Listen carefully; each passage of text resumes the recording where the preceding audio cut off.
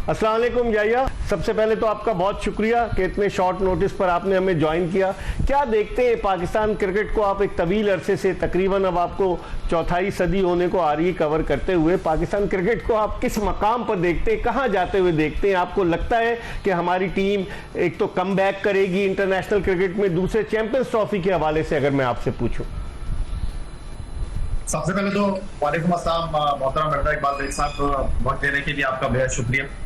और जो अल्फाज आपने मेरे लिए इस्तेमाल किए इसके लिए तहे दिल से मैं आपका मशकूर और ममनून हूँ, क्योंकि आप जैसे सीनियर जब हौसला अफजाई करते हैं तो यकीन जानिए कि हौसला बढ़ जाता है।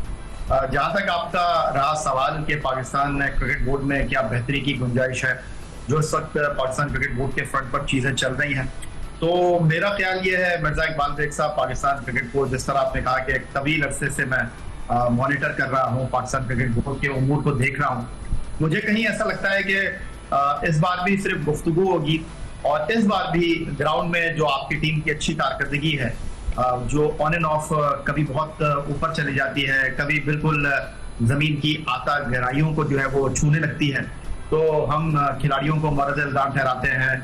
क्रिकेट बोर्ड जो है वो मीडिया की बातों पर कान धरने लगता है।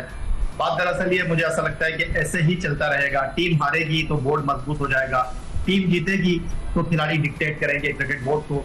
ये 100 साल का किस्सा है, 2-4 बरस की बात नहीं, ये इसी तरह चलता रहेगा।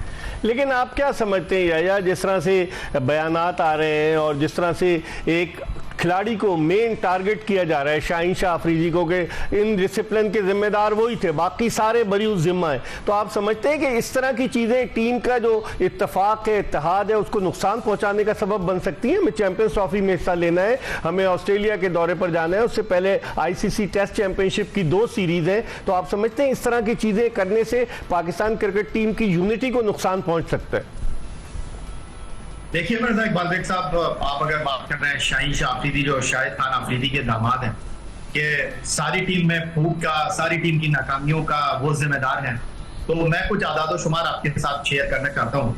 2023 में शाहीन शाह अफरीदी ने 473.3 ओवर्स डाले हैं, यानी 2841 गेंदें उन्होंने टेस्ट, वनडे, T20 क्रिकेट और लीग क्रिकेट में की, और उन्होंने ये गेंदें जो है मिचेल स्टार्क से भी ज्यादा की हैं, जिन्होंने 374.5 ओवर्स किए, 2249 उन्होंने गेंदें की, और मिचेल स्टार्क दूसरे नंबर पर।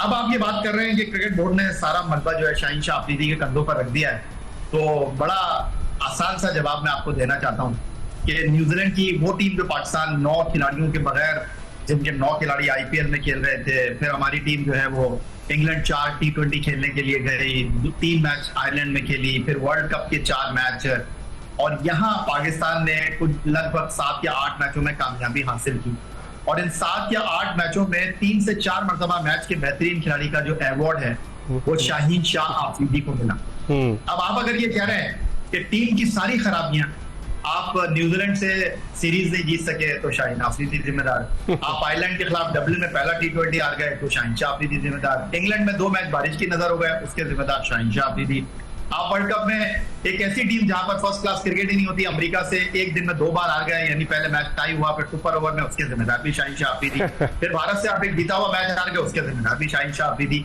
तो मैं कहता हूँ ऐसे शाहीन शाह अफरीदी को तो सूली पर लटका देना चाहिए कि उनकी वजह से हमें इतना नुकसान हो गया।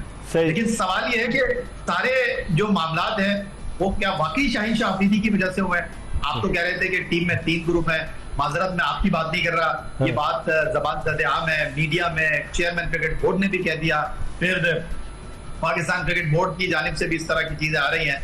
तो भाई अगर शाहीन शाह अफरीदी सारी खराबियों की जड़ है तो मैं कहता हूँ इस खराबी की जड़ को निकाल कर फेंकना चाहिए। लेकिन क्या आप ये ईमानदारी के साथ बात कर रहे हैं? क्या आप शाहीन शाह अफरीदी को पैगाम देकर शाहिद अफरीदी को पैगाम देना चाहते हैं?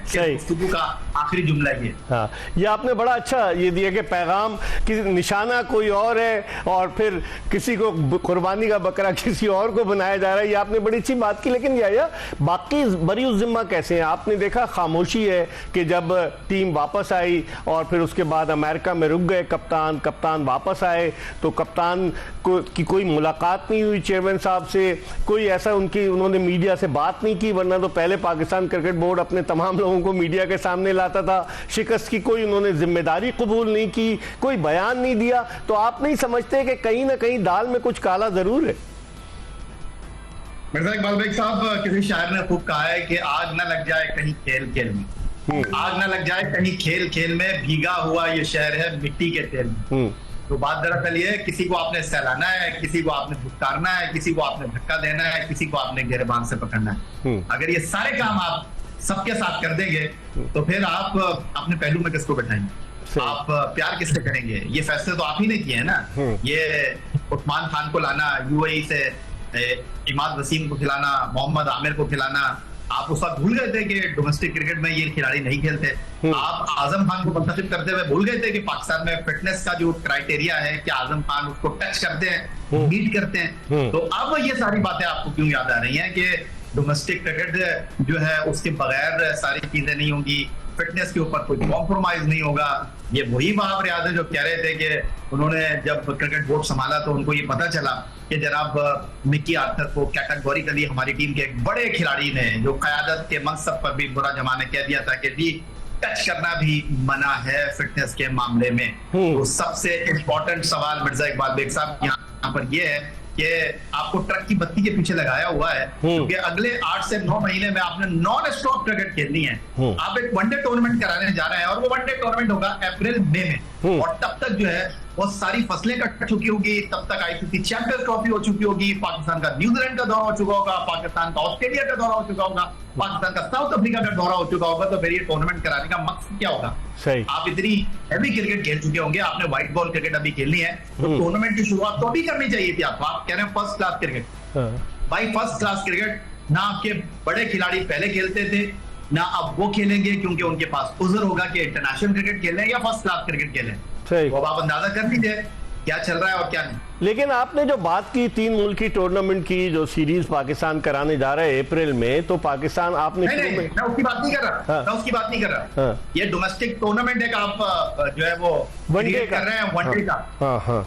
तो लेकिन अब आपने थोड़ी देर पहले जिक्र किया सलमान नसीर साहब का, आपने जिक्र किया उस्मान वाला साहब का। उस्मान वाला डायरेक्टर इंटरनेशनल क्रिकेट हैं, लोग तनकीद कर रहे हैं कि जब पाकिस्तानी टीम गई तो डैलस में 3-4 दिन रुकी, कोई प्रैक्टिस मैच नहीं खेली, डायरेक्ट अमेरिका से खेल गई। तो क्या इन लोगों का एहतसाब नहीं होना चाहिए कि जो चेयरमैन साहब को मशवरे दे रहे हैं, और अब चेयरमैन साहब ने तो अपना एडवाइजर बिलाल अफजल साहब को रख लिया है, आपकी क्या राय इस हवाले से?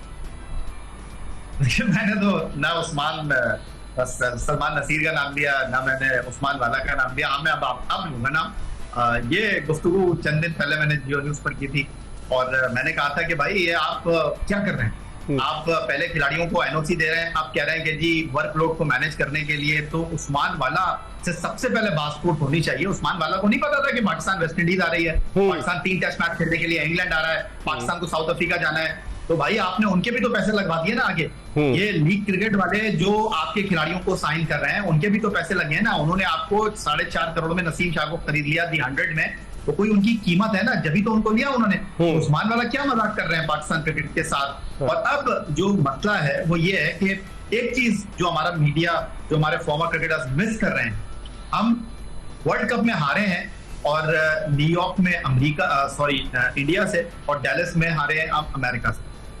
लेकिन क्या कभी किसी ने इस हवाले से गुफ्तगू की कि हम जो अपनी PSL खेलते हैं, हम जो भी T20 सीरीज खेलते हैं, चाहे पाकिस्तान हो चाहे पाकिस्तान से बाहर हो, वो सारे मैच डे एंड नाइट होते हैं। यानी हमारे खिलाड़ी तो उठते ही 1:30 बजे सुबह दोपहर के हैं। लेकिन ये वर्ल्ड कप के मैच जो थे सुबह 10:30 बजे थे। 10:30 का मतलब ये कि आपने 8 बजे 7:30 बजे दोपहर बाद कहना है। इसका मतलब ये कि सुबह 6 बजे आपने उठना है। हमारी टीम का तो कोई कर्फ्यू ही नहीं था। हमारी टीम के खिलाड़ी तो रात को लेट नाइट बाहर थे और वो कह रहे थे कि यार सुबह उठ जाएंगे।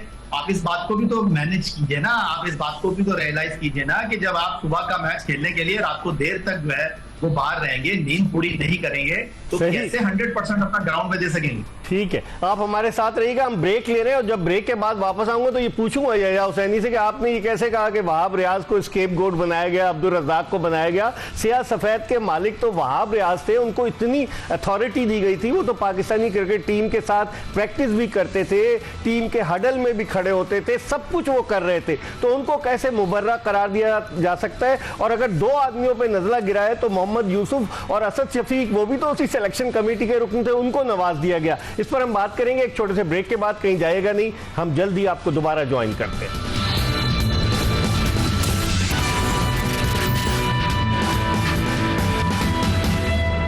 ब्रेक के बाद एक मरतबा फिर senior sports anchor Syed Yahya Hussaini के साथ शो में आपको खुशामदीद कहते हैं। हम बात कर रहे हैं पाकिस्तान क्रिकेट के मामलात के हवाले से, और वो जो ब्रेक पर जाने से कबल यहया हुसैनी ने कहा कि आप वहाब रियाज को या अब्दुल रज़ाक को स्केपगोट बना रहे हैं, उसके हवाले से उनकी राय भी जानते हैं कि आखिर मोहम्मद यूसुफ, जिन पर डिसिप्लिन के माजी में कई इल्ज़ामात रहे, जब यूनुस खान को कप्तानी से उनके खिलाफ बगावत हुई तो उसका सबसे ज़्यादा फ़ायदा मोहम्मद यूसुफ को हुआ, जो कप्तान बन के चले गए ऑस्ट्रेलिया के दौरे पर 2010 में। तो मोहम्मद यूसुफ और असद शफीक ने कौन सी इतनी जबरदस्त सिलेक्शन की थी कि उनको बरकरार रखा गया? या क्या कहेंगे आप इस हवाले से?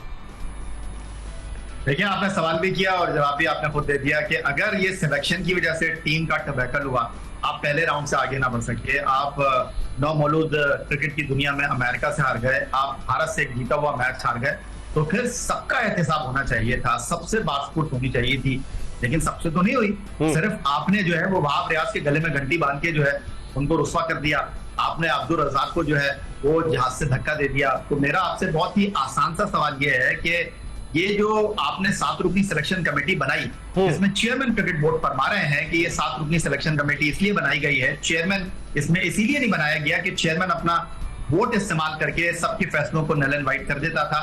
4 लोग एक तरफ होंगे, 3 लोग एक तरफ होंगे तो बैलेंस आ जाएगा। तो अब वो ये कह रहे हैं कि अब्दुल रज़ाक और वहाब रियाज ने उन खिलाड़ियों को सपोर्ट किया जिन्होंने इस टूर्नामेंट में परफॉर्म नहीं किया, और उनको वो खिलाते रहे, उनको थप्पी देते रहे।